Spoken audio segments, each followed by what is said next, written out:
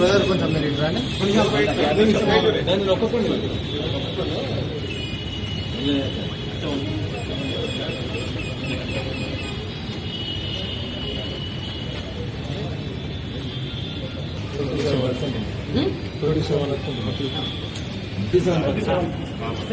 ఇదంతా తీసుకుంటాం. ఓకేనా సార్? పాజిటివ్ నెగిటివ్ చెప్పండి సార్. పాజిటివేనండి, ఆల్కహాల్ కన్స్యూమ్ చేశారు అంటే డ్రైవింగ్ చేయడానికి ఎలిజిబుల్ అంతే సార్. ఇది చూడండి, ఇది కేవలం కూడా భయపెట్టే మభ్య పెట్టే ప్రయత్నాలు ఇవన్నీ కూడా సార్, ఇవన్నీ కూడా భయపెట్టి మభ్య పెట్టే ప్రయత్నాలు. లీగల్ ప్రొసీజర్ కానీ వెళ్తాం సార్. మీరు మీడియా వాళ్ళు కూడా ఇక్కడ రీడింగ్ అది ఎంత అవమానం అండి. 35 ఎబవ్ ఉంటారు. డ్రైవింగ్ గురించి మాట్లాడు, నేను క్లియర్ చెప్పాను కదా.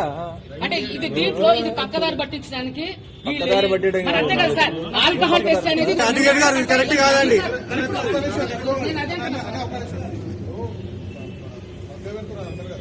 నేను చేస్తే ఇప్పుడు మళ్ళీ ఒకసారి బ్లడ్ శాంపిల్స్ తీసుకోండి. చేయలేదండి.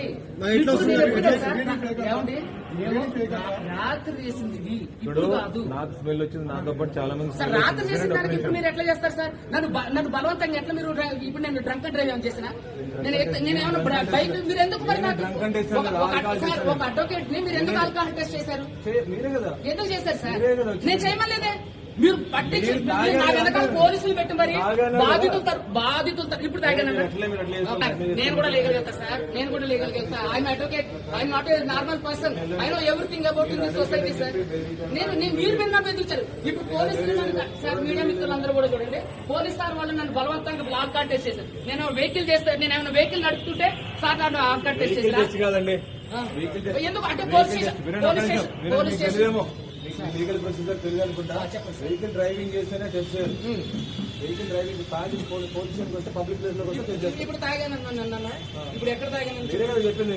ఎప్పుడు ఏమండి నైట్ ఆల్కహాల్ తీసుకుంటే ఏమండి నైట్ ఆల్కహాల్ తీసుకుంటే అది కరెక్టా కాదా మీరు చెప్పండి. కాదండి, తప్పు.